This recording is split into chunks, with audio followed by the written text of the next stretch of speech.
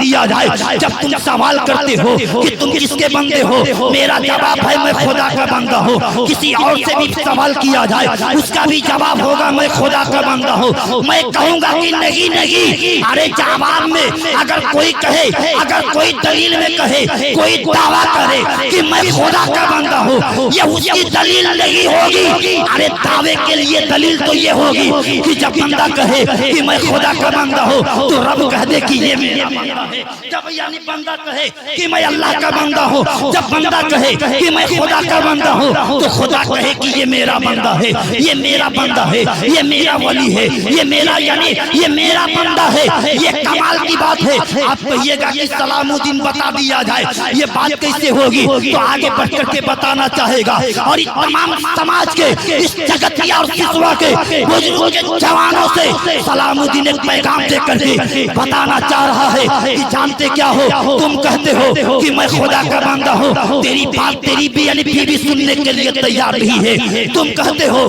کہ میں خدا کا بندہ ہوں، تیری بات تیرا بیٹا سننے کے لیے تیار نہیں ہے، تیری بات تیرا پڑوسی سننے کے لیے تیار نہیں ہے۔ کوئی ڈاکٹر کہتا ہے کہ میں خدا کا بندہ ہوں، کوئی روگی سننے کے لیے تیار نہیں ہے۔ کوئی عالم کہتا ہے کہ میں خدا کا بندہ ہوں تو کوئی مقتدی سننے کے لیے تیار نہیں ہے۔ لیکن خدا را یاد رکھنا دنیا کے لوگوں، جسے میرا رب کہہ دے کہ یہ میرا بندہ ہے، جسے خدا کہہ دے کہ یہ میرا بندہ ہے، جانتے ہو اس کی طاقت کیا ہوتی ہے؟ کہ جس کو اللہ کہہ دیتے، جسے اللہ کہہ دے کہ یہ میرا بندہ ہے، تو اس کی طاقت یہ ہوتی ہے کہ اگر زمین سے انگلی کا اشارہ کرتا ہے تو چاند کو دو ٹکڑے ہونا پڑتا ہے۔ جسے رب کہتا ہے کہ یہ میرا بندہ ہے تو مقام صحابہ میں علی کے لیے سورج کو واپس آنا پڑتا ہے۔ جسے رب کہہ دے کہ یہ میرا بندہ ہے تو بغداد والا کنبے اللہ کہے تو مردے کو زندہ ہونا پڑتا ہے۔ جسے رب کہہ دے کہ یہ میرا بندہ ہے تو اس کی طاقت یہ ہوتی ہے کہ آیا ساگر کو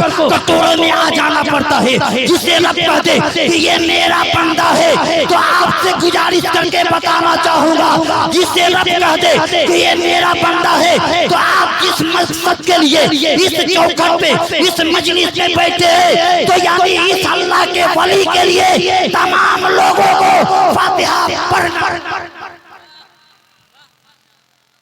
دم نہیں ہے۔ میں سوچا کہ آپ کے پاس دم نہیں ہے تو صاحب ہر آدمی کہتا ہے کہ خدا کا بندہ ہوں، یعنی ہر انسان کا یہی جواب ہوتا ہے۔ لیکن صاحب یہ کمال کی بات نہیں ہے، کم سے کم رب کہہ دے آؤ میں 2-4 منٹ اور یعنی جو ہمارے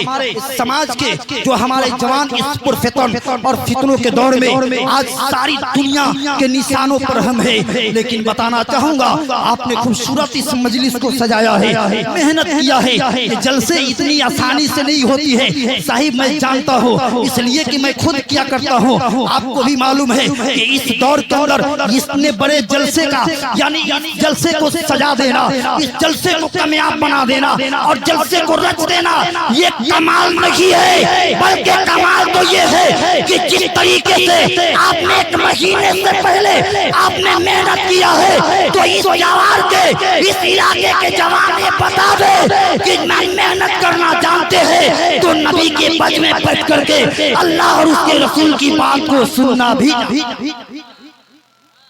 بنائیے نہیں معیار بنائیے۔ بتانا چاہوں گا خدا را جوانوں میں تم سے آخری بات بتانے کی کوشش کروں گا، جہاں تک پورے بھارت نہیں جہاں تک میری خطاب ہوتی ہے میں اپنے خطاب کے ذریعے قوم اسلام کے جوانوں کو مخاطب کر کے بتانا چاہوں گا کہ کون کہتا ہے کہ ہمارے سماج میں ہمارے سماج کے اندر ہمارے سوسائٹی ہمارے گھروں کا سوسائٹی بگڑتا ہوا نظر آتا ہے، اسلام پیچھے نظر آتا ہوا نظر آتا ہے۔ صاحب میں بتانا چاہوں گا یہی وجہ ہے کہ ہم تانا دے کر کے ہم اپنے جوانوں کو یعنی غلط راستے پر یعنی لے کر کے چلے گئے ہیں۔ اور نہ صاحب کوئی انسان غلط نہیں ہوتا ہے، کوئی انسان یعنی بیکار نہیں ہوتا ہے، سب کو اللہ نے پیدا کیا ہے، سب اللہ کے بندے ہیں۔ ہاں میں ضرور جانتا ہوں کہ اس دور کے اندر اس پرفتن اور فتنوں کے دور میں ہمارے سماج کے جوان بچوں کا اخلاق بگاڑ دیا گیا ہے، شیطان کے یعنی شیطان کے راستے پر لا کر کے کسی نے ڈال دیا ہے۔ اس کا معنی یہ نہیں لگی ہے اس لیے کہ میں اپنے دادا سے سنا کرتا تھا کہ جو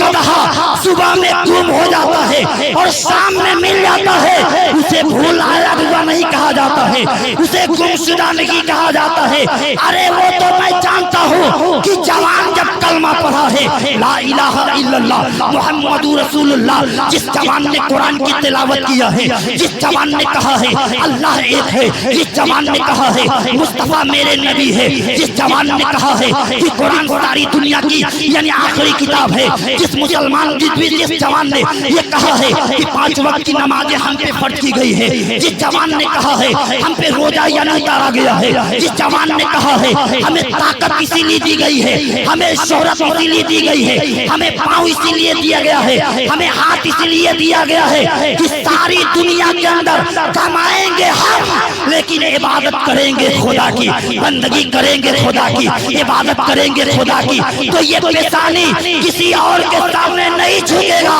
اگر جھکے گا تو اسی حقیقی اللہ کی بارگاہ میں جھکے گا، اسی کائنات کے یعنی بنانے والے مالک کے سامنے جھکے گا۔ آؤ جوانوں بتانا چاہوں گا، جگتیا کے جوانوں اپنی زندگی کو سدھارو، اللہ اور رسول سے اپنے رشتے کو برقرار رکھو۔ انشاءاللہ العزیز اگر تو نے اپنی زندگی کو سدھار لیا، اپنی زندگی کو اللہ کے راہ میں کما دیا، اپنی زندگی کو بسر کر لیا، قرآن کے سائے میں اگر گزارا تو یاد رکھنا تم دیکھتے جا رہے ہو، ابھی تو نے مٹی دے کر کے آیا، ابھی قبرستان کے اندر مٹی دے کر کے آیا، تو نے دیکھا ہوگا کہ دنیا کی کہانیاں موجود ہیں، ایک سے ایک بڑھ کر کے آئے، ایک سے ایک دولت مند آئے، ایک سے ایک یعنی کروڑ پتی آئے، ایک سے ایک لاکھ پتی آئے، لیکن آج ان کے قبروں پہ جانور پیشاب کر رہے ہیں، جانور چل رہے ہیں، ان کا نام لینے والا کوئی نہیں ہے، لیکن جنہوں نے ایک جھوپڑی میں رہ کر کے اللہ کو راضی کیا ہے، ایک کٹیے کے اندر رہ کر کے، ایک جھوپڑی میں رہ کر کے نبی کی سیرت پر عمل کیا ہے، تو دنیا نے دیکھا ہے کہ اولاد ہو یا نہ ہو، کوئی ماننے والا نہ ہو یا نہ ہو، کوئی یعنی جاننے والا ہو یا نہ ہو، مکان ہو یا نہ ہو، شہرت ہو یا نہ ہو، لیکن جب وہ دنیا سے چل جاتا ہے تو رب تبارک و تعالی ساری دنیا کے دلوں میں اس کی محبتوں کو ڈال دیتا ہے اور اسے یاد دلانے پہ مجبور کر دیا جاتا ہے۔ رب تبارک و تعالی کی بارگاہ میں دعا ہے کہ آپ تمام احباب سعد و آباد رہے، تمام جوانوں سے گزارش ہے کہ بھائی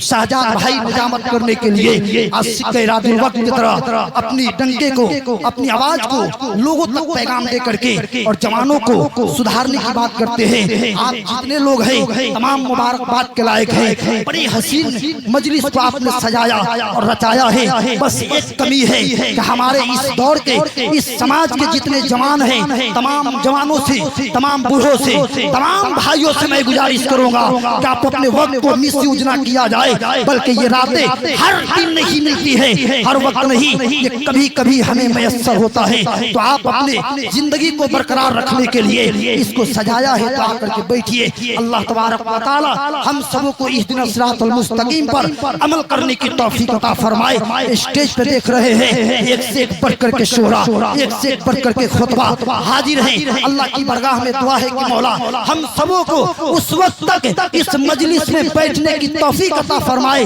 جب تک یعنی ایک عالم آ کر اللہ کی بارگاہ میں اپنے ہاتھوں کو اٹھا کر کے دعا نہ کرے۔ انشاءاللہ العزیز اگر ہم نے اپنے معیار کو قائم رکھا تو خدا اللہ تبارک و تعالی ہماری دنیا بھی سنوار دے گا اور مرنے کے بعد تبارک و تعالی جنت الفردوس میں اعلیٰ سے اعلیٰ مقام عطا کرے گا۔ وما علینا الا البلاغ المبین۔ پڑھیے استغفر اللہ ربی من کل ذنب واتوب الیہ، بلند آواز سے کلمہ شریف پڑھیے لا الہ الا اللہ محمد رسول اللہ۔ السلام علیکم ورحمۃ اللہ۔